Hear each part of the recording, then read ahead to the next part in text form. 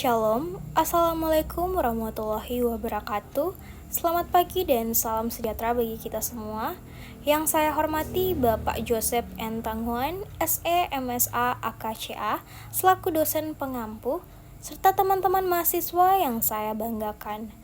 Puji syukur saya panjatkan kehadirat Tuhan Yang Maha Esa, karena atas rahmat dan kasih karunia-Nya, saya diberi kesempatan untuk mempresentasikan proposal penelitian saya sebagai bagian dari mata kuliah metode penelitian terapan akuntansi di Politeknik Negeri Manado. Perkenalkan, saya Sharon Gabriela Manginsihi, mahasiswa dari kelas 6B jurusan akuntansi, Prodi D4 Akuntansi Keuangan dengan NIM 22043122. Judul proposal penelitian yang saya ajukan adalah analisis persepsi pengguna terhadap keandalan sistem informasi akuntansi dalam mendukung pengambilan keputusan manajerial di PT Hasrat Abadi Tendean Cabang Manado. Melalui presentasi ini, saya akan menjelaskan latar belakang penelitian, rumusan masalah, tujuan dan manfaat penelitian, kerangka teori yang digunakan, hingga metode yang akan saya terapkan untuk menjawab permasalahan yang telah dirumuskan. Dengan segala kerendahan hati, saya mohon izin kepada Bapak Ibu untuk memulai pemaparan saya. Kita masuk pada yang pertama, yaitu latar belakang. Kemajuan teknologi informasi telah mengubah cara perusahaan mengelola data dan informasi. Salah satu sistem yang memegang peranan penting dalam aktivitas tersebut adalah Sistem Informasi Akuntansi atau SIA. SIA digunakan dalam membantu manajemen membuat keputusan yang cepat, tepat, dan berbasis data yang andal. Namun, keandalan sistem ini tidak hanya ditentukan oleh teknologinya, tetapi juga persepsi para pengguna yang berinteraksi langsung dengan sistem tersebut. Oleh karena itu, penting bagi perusahaan untuk memahami bagaimana persepsi pengguna terhadap keandalan SIA yang telah diterapkan, terutama di PT Hasrat Abadi Tendean Cabang Manado, yang menjadi lokasi penelitian ini. Rumusan masalah dalam penelitian ini adalah sebagai berikut. Yang pertama, bagaimana pandangan pengguna terhadap keandalan SIA di PT Hasrat Abadi Tendean Cabang Manado. Yang kedua, bagaimana keandalan SIA berperan dalam mendukung keputusan manajerial. Dan yang ketiga, apa saja kendala atau hambatan yang dirasakan pengguna dalam memanfaatkan SIA dan bagaimana hal tersebut memengaruhi persepsi mereka. Tujuan dari penelitian ini adalah mengetahui persepsi pengguna terhadap keandalan SIA di PT Hasrat Abadi Tendean Cabang Manado, menganalisis peran keandalan SIA dalam menunjang pengambilan keputusan manajerial, serta mengidentifikasi hambatan yang dialami pengguna dalam penggunaan SIA. Manfaat penelitian terbagi menjadi dua, yaitu yang pertama manfaat teoritis, memberikan kontribusi pada pengembangan ilmu sistem informasi akuntansi dan pengambilan keputusan manajerial. Yang kedua, manfaat praktis, menjadi masukan dan rekomendasi bagi PT Hasrat Abadi Tendean Cabang Manado, menjadi bahan evaluasi bagi manajemen dan menentukan kebijakan pengelolaan SIA, serta memberikan gambaran dan landasan bagi peneliti lain yang ingin meneliti topik serupa. Adapun batasan penelitian ini dibatasi oleh beberapa hal, yaitu hanya dilakukan pada sistem informasi akuntansi di PT Hasrat Abadi Tendean Cabang Manado. Subjek penelitian terbatas pada karyawan pengguna SIA yang terlibat dalam pengambilan keputusan manajerial.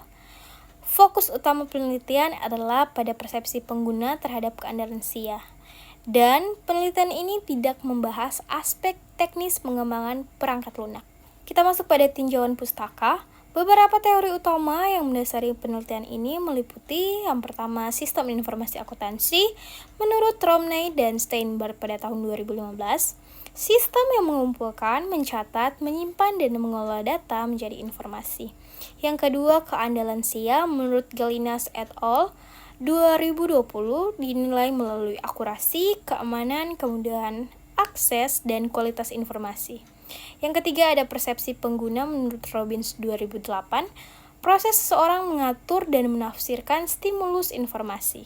Yang keempat adalah pengambilan keputusan manajerial. Proses mengenali masalah, mencari alternatif, menilai, dan menentukan keputusan terbaik. Berikut beberapa penelitian terdahulu yang mendukung proposal ini.